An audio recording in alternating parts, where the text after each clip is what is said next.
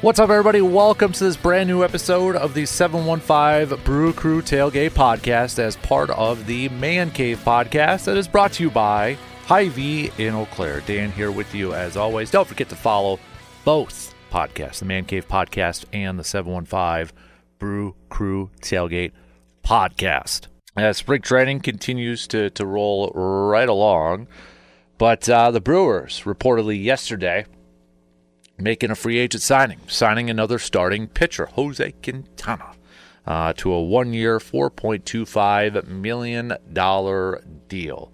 Has yet to be confirmed by the Brewers, but you add another veteran arm to this rotation mix, and I think it's fair to say starting pitching right now is at least a strength in terms of depth. And I'm sure there's going to be is it the best starting rotation in the league in terms of talent? No, probably not.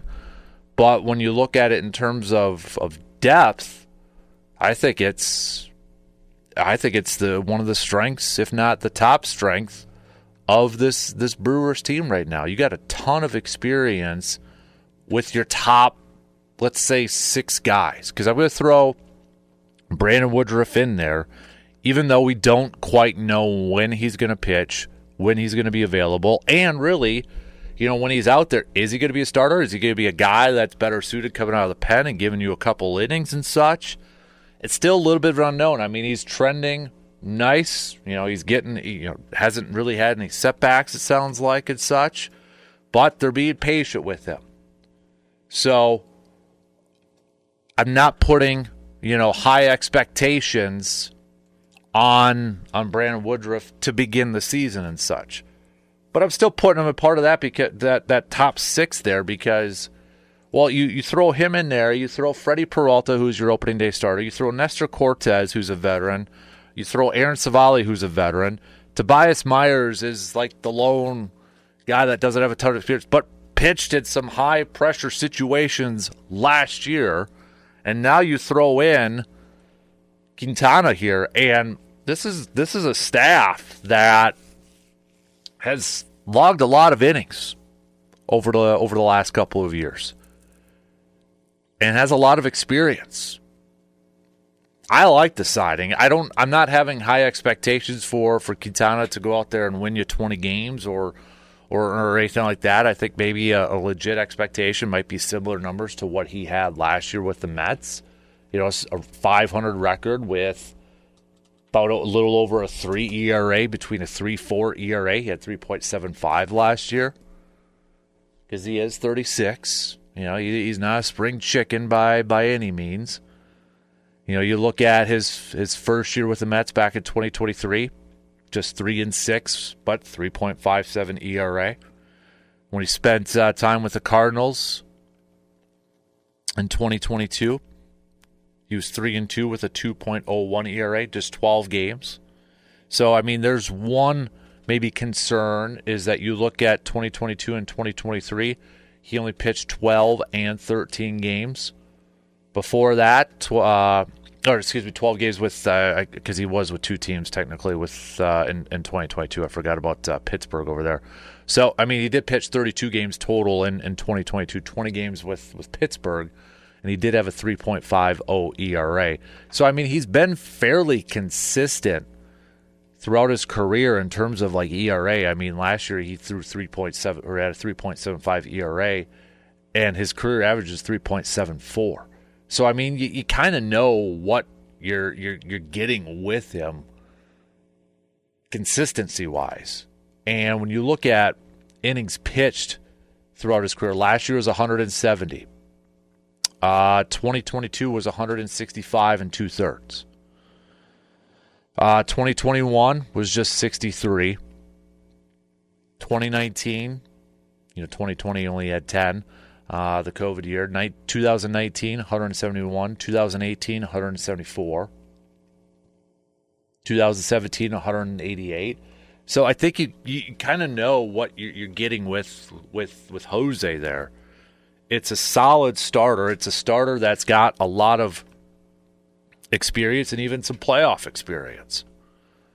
Throw in that he's a lefty as part of this rotation, and I like it.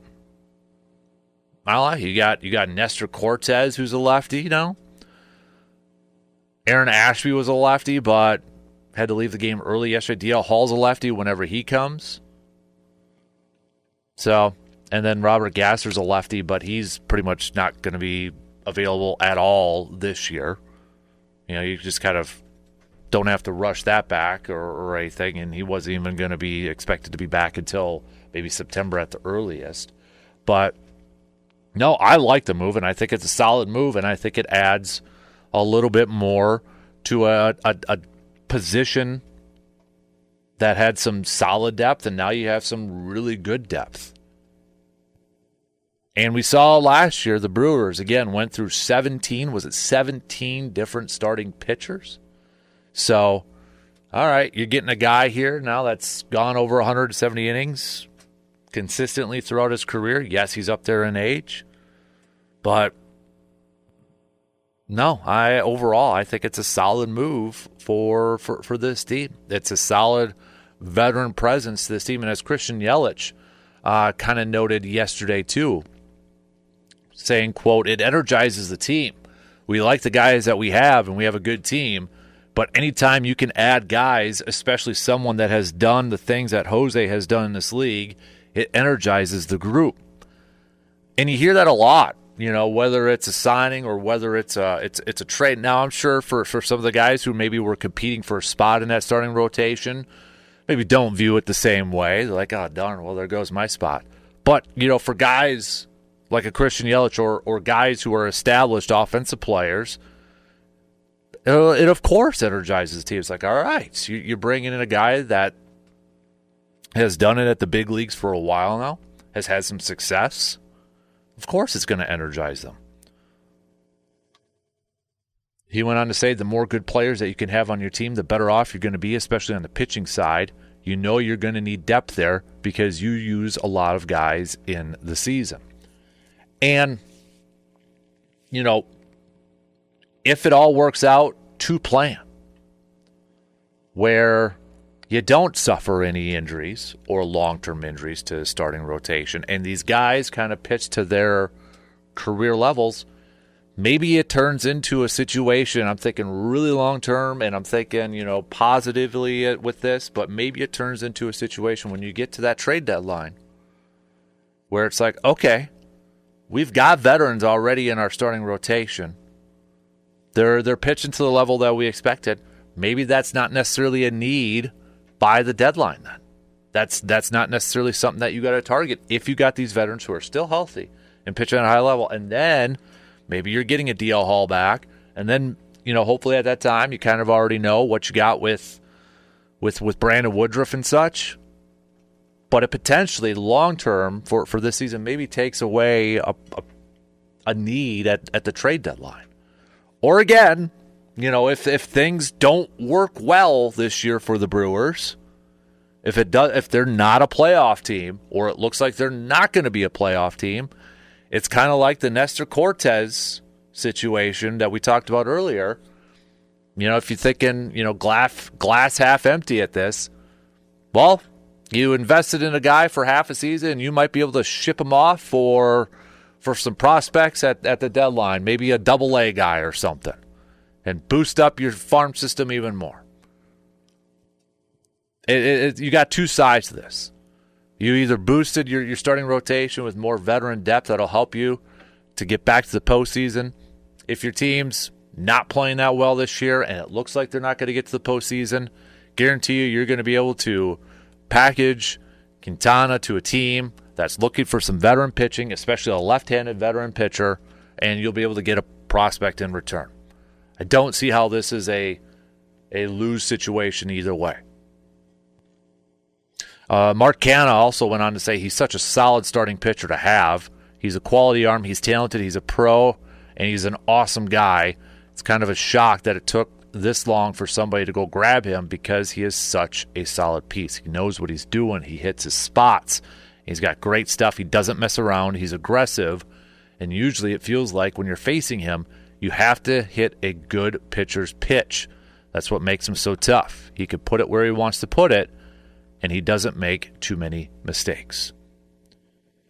And, you remember last year, too, with the Brewers going through so many different injuries to their starting pitching staff. You had call-ups like Robert Gasser. It's like, all right, we got to see Robert Gasser. We got to see Tobias Myers and what he was able to do. So there was some positivity there.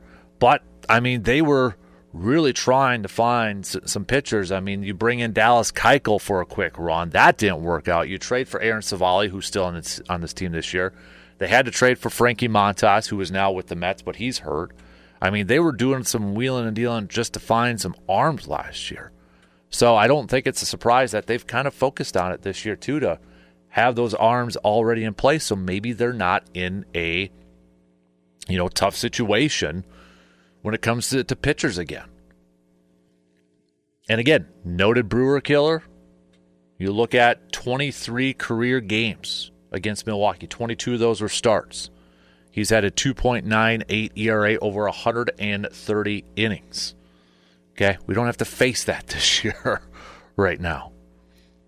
We don't have to face that. And he's pretty darn familiar with the rest of the division, having played with Cubs, Cardinals, and Pirates. Yelich also went on to say that he knows how to pitch. He moves the ball around and he hits his spots, keeps you off balance. He gives you a chance to win every time he goes out there. He's pitching every kind of game you can pitch in, and it's always good to have guys like that on your team and on your staff. We are excited to have him. Freddie Peralta, who is the opening day starter, says he knows our division really well. We've played against him a lot of times, and we all know him. It doesn't matter if he's getting hit hard or pitching great. He has trust in himself. He's going to give you innings. He's competitive, and he wants to pitch, which is very important. So I like this staff. I just now hope that they can all stay healthy and that they could play up to the level that, maybe we are expecting of them and maybe a little bit higher. I think this is definitely a position of strength for the Brewers as they get set for their 2025 campaign. Brewers last night, by the way, in their spring training game, a little bit of a later game last night, but falling to the Reds 5-4. We've got a split squad action today for the Brewers. We're going to see Tobias Myers on the mound. He's getting a start against the White Sox at 2:05, and then at 2:10, Freddie Peralta is going to be back on the mound for the Crew. So we got a little split squad, both games going up against the White Sox today. So, but last night, you look at the lineup and such, not a lot of their big hitters in that, but you had Tyler Black making a sweet catch playing first base, going into the dugout, trying to make that opening day roster. But maybe one thing, maybe the biggest thing to come out of the game yesterday was Aaron Ashby, who had to leave the game early due to an injury. And this was a guy, could he be a starter? He's got starting experience, was probably best suited coming out of the bullpen. But he suffered an oblique strain, Pat Murphy told reporters afterwards.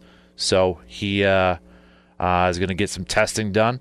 No timetable right now, but Pat Murphy did feel like that it wasn't going to be a months-long absence with that. So, but again, you'd like to see Aaron Ashby ready to go for the season because I think he is better suited coming out of the pen. At least that's where he feels like he's more. Last year it proved like that's where he was more comfortable coming out of the pen. I think the Brewers maybe still view him as a starter down the road, but I don't know. Right now he just feels like he's a better pitcher coming out of the pen at this point.